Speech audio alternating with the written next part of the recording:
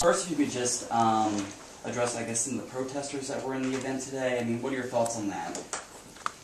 I certainly respect people's right to free speech. In fact, I think that what we were doing in the government to protect the country was to protect the right of people to exercise their right to speak. I mean, that's how I think of it. So, in an odd way, when I see people carrying on, I'm glad that they can.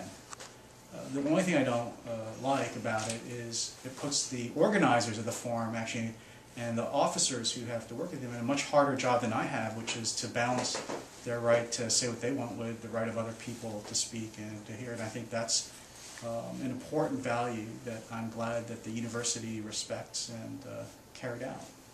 And other questions, just torture memos. You are obviously, you said you're a controversial person. Give us a 10-15 second soundbite on your thoughts on the torture memos and everything.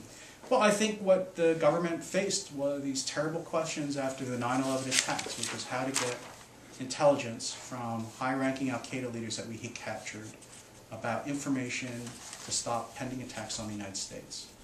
And in a normal war with people who fight by the rules, we never have to think about these questions. But with this kind of terrible enemy who carried out the kind of surprise attacks on defenseless civilians that we saw on 9/11, the government had to figure out what to do.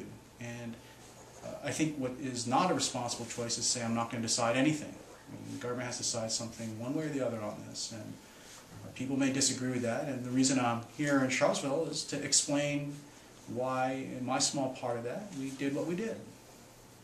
Thank you very much. Sure. I'm just going to grab the microphone.